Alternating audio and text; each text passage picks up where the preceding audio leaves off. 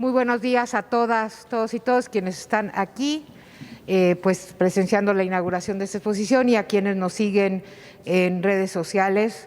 Esperamos también, vamos a tener la exposición en la página de la comisión para poder que ustedes la visiten, y cuando ya esté completo todo también tendremos la liga. A ver, como ya se mencionó, esto forma parte y es una alianza en la cual colaboramos porque tenemos un convenio de colaboración institucionalmente planteado con el Instituto Mora. Nos da mucho gusto que este tipo de actividades sean producto exactamente de esta alianza y esta coordinación. Y primero, bueno, quiero felicitar a Roxana y a Luz por haber hecho una apuesta como la que vamos a presenciar.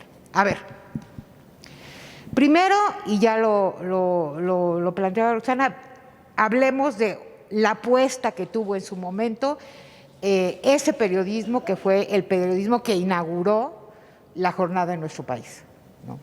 Estamos hablando no nada más de la jornada niños, estamos hablando de la doble jornada, que también es ícono en términos de la agenda de las mujeres. Y hablemoslas en contexto, hablemos sobre una apuesta que leía el contexto. En 1979 se instaura lo que se llamó el Día Internacional del Niño. Ese primer gran congreso fue en México, ¿no? Y fue el que dio inicio a 10 años de discusión sobre lo que hoy ya conocemos como la Convención de los Derechos del Niño, que acaba de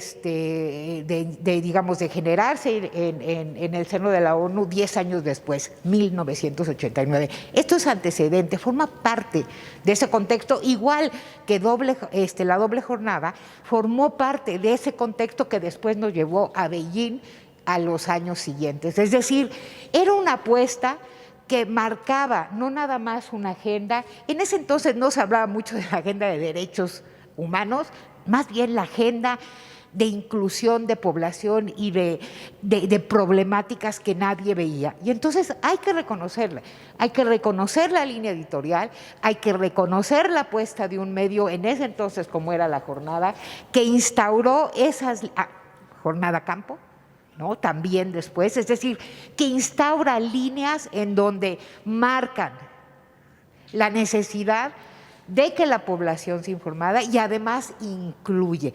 Y aquí estemos en diferentes niveles, pero incluye a una población como la infantil, ¿no? Que era completamente, en términos de potencial lector, de potencial consumidor, muy invisibilizado. Y que lo continúa haciendo todavía, ¿no? Pero en esa época, vayámonos para atrás, en verdad es una iniciativa que hay que recordar, reconsiderar, reinterpretar y recuperar, ¿no? Y creo que esa es la gran apuesta de este trabajo que nos permiten compartir las compañeras y el esfuerzo que hacen con su trabajo cotidiano. Hay que recuperarlo.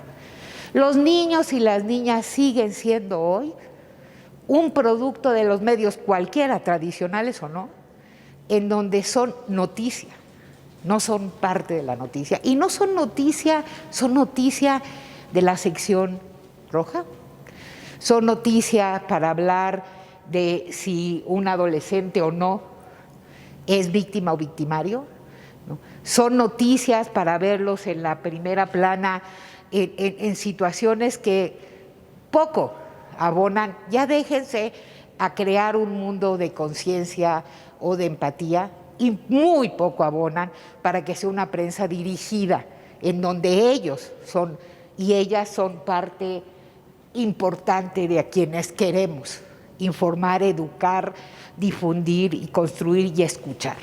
Entonces creo que seguimos lamentablemente con ese reto, después de que pasó esto de esta apuesta de casi 600 suplementos de Jornada Niños.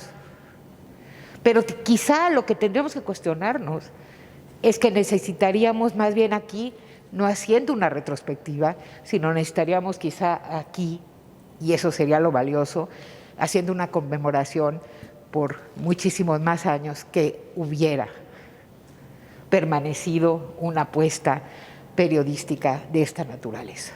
Creo que ese es el gran reto que nos coloca, digamos, esta exposición. Ese es lo que llama a la comisión en términos del enfoque que hoy sí tenemos y que no se tenía en esa época, en términos a que no podemos hablar del derecho a la participación, no podemos hablar del derecho a ser escuchados o el del derecho a opinar si no estamos informados, ¿no? Y se puede hacer periodismo cotidiano, no de una vez, no de cuando se me ocurre, se puede hacer periodismo cotidiano con las niñas, los niños y los adolescentes, teniendo una visión en términos de, básicamente, incorporación e inclusión. Tienen que decir sí, tienen que opinar sí.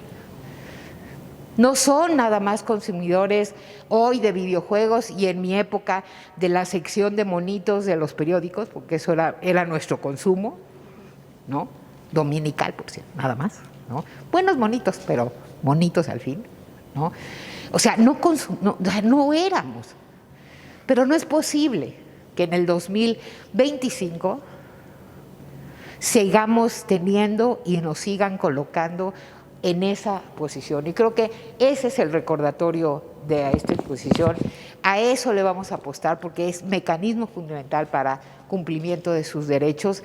Con ellos al centro, y yo les agradezco muchísimo la confianza de que sea en la comisión que estemos inaugurando esta exposición y que podamos difundirla. Muchísimas gracias.